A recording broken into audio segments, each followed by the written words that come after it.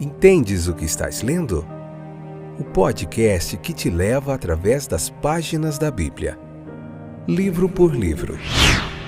Capítulo por capítulo. Uma exposição bíblica emocionante. Aperte os cintos e embarque comigo nesta viagem.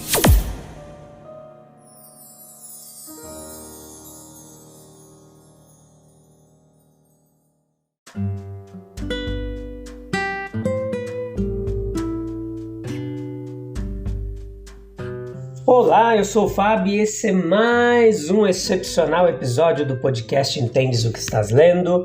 Estamos vendo o Evangelho de Marcos, hoje o capítulo 7, a parte 3, episódio de número 468. É bastante episódio, hein?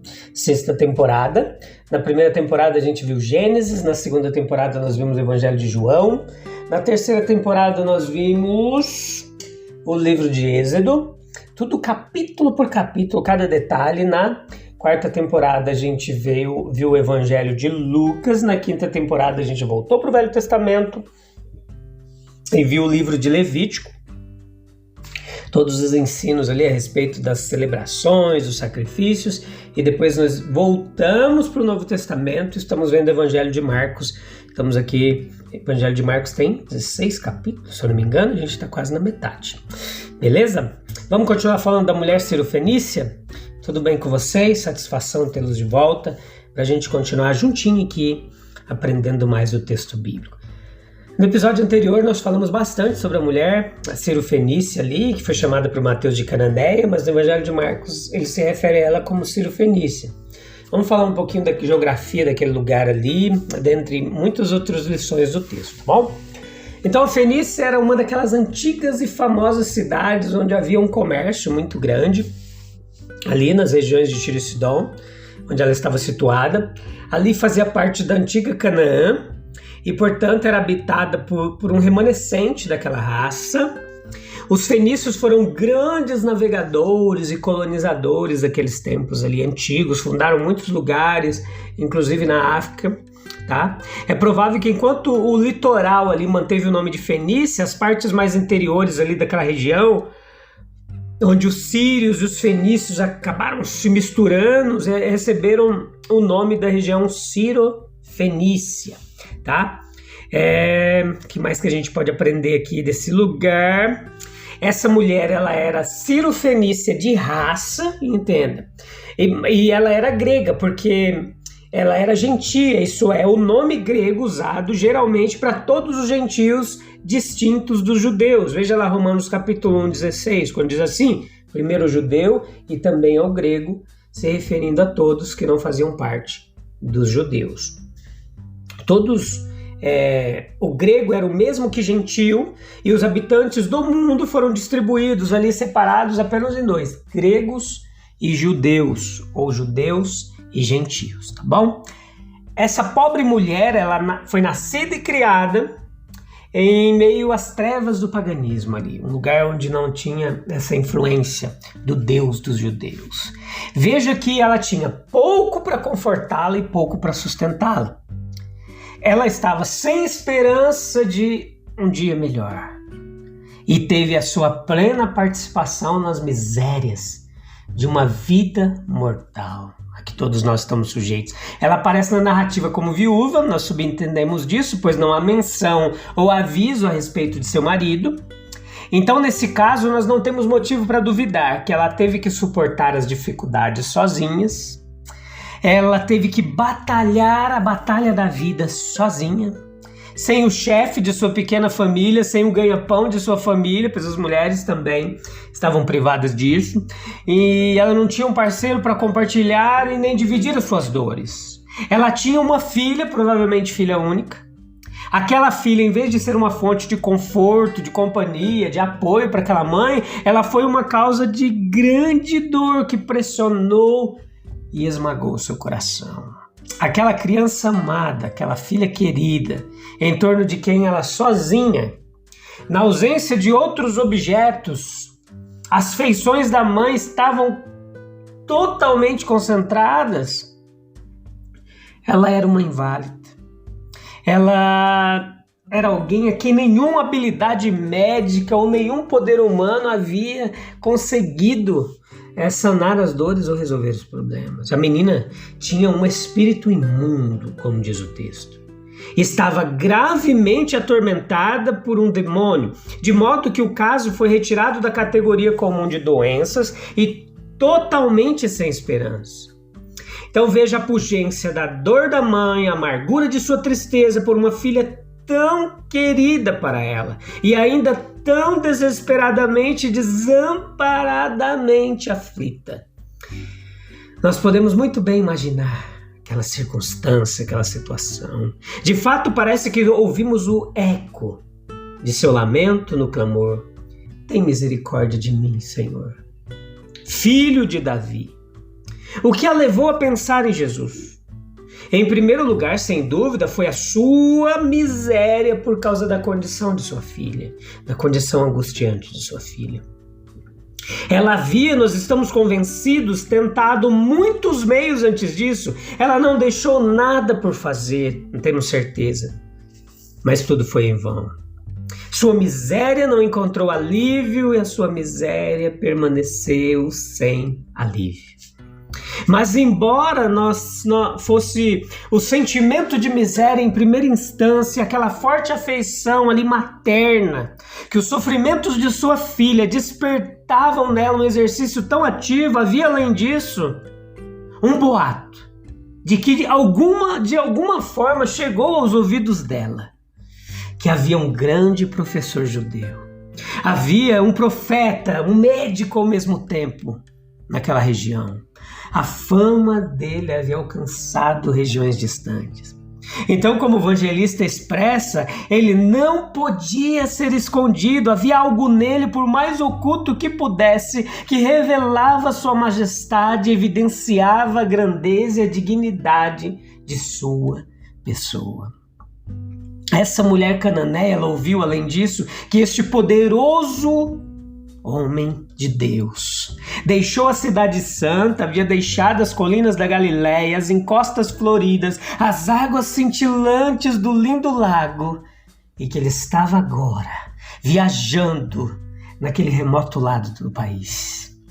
Sim, agora ela sente que sua oportunidade chegou, que chegou a hora de testar outro remédio e que um médico maior do que qualquer outro que ela já havia solicitado, ouvido antes, agora está disponível. Um peso é retirado de seu coração. Suas esperanças aumentam, com o espírito alegre ela parte para onde ouviu que ele estava. Mas ela não demorou muito na estrada até que a esperança e o medo começaram a se alternar dentro dela, oscilar. Uma hora acreditava, uma hora duvidava. Ela não havia sido alimentada com esperanças semelhantes antes. E ainda assim essas esperanças que ela havia tido terminaram em decepção. Não pode ser assim de novo, não pode ser assim agora. E ainda assim ela sente que o objeto de toda essa solicitude dificilmente pode ser melhor. Dificilmente pode ser pior. E talvez, quem sabe agora, ela conseguisse um fim melhor.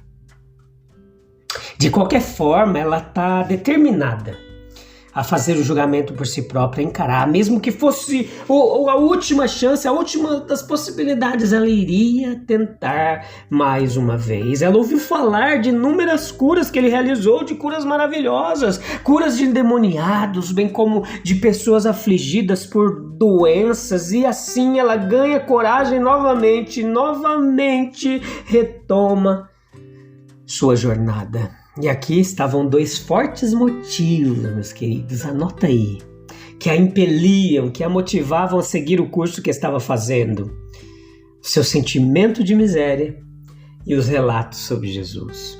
Nós falamos de Deus colocando este ou aquele pensamento no coração e assim acreditamos que foi Deus quem abriu seus olhos para ver a sua condição real, que abriu seus ouvidos para ouvir o relatório, as boas novas sobre aquele que era poderoso para curar, que acelerou a semente do pensamento assim semeada em sua alma, fazendo-a frutificar, florescer, dar frutos. Em outras palavras, aquilo produziu a resolução e levou a ação para executá-la.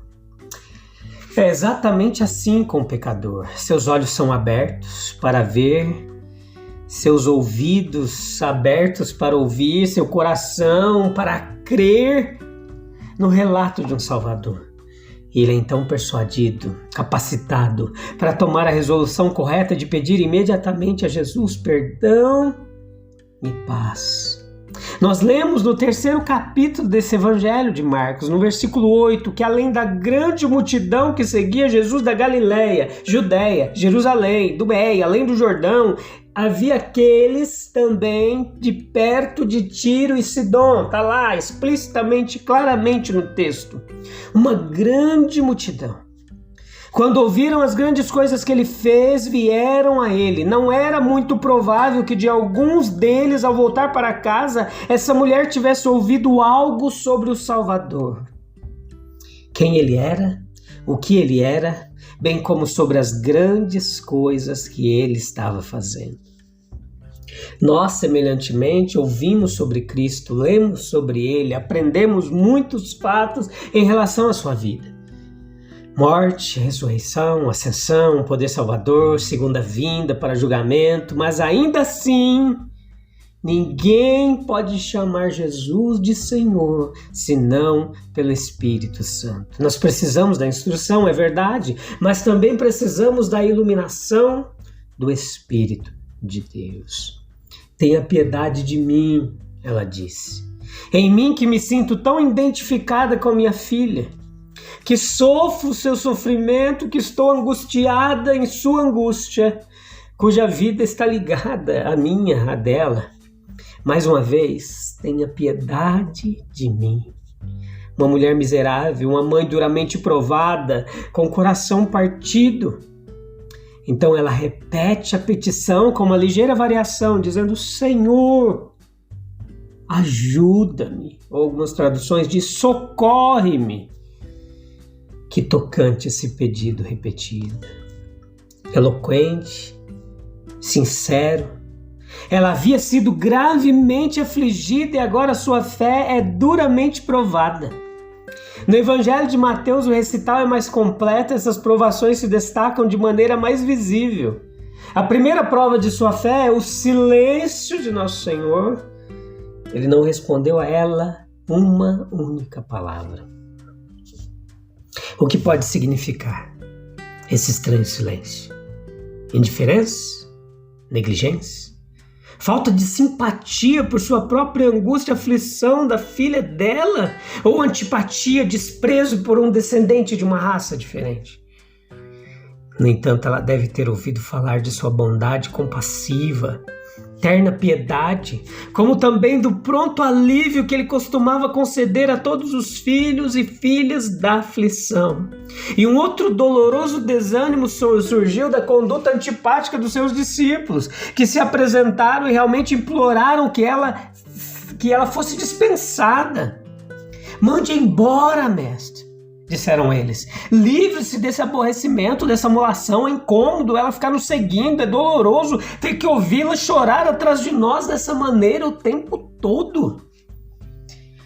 Dispensá-la sumariamente ou concedê-la o pedido, para que de uma forma ou de outra possamos nos livrar dela.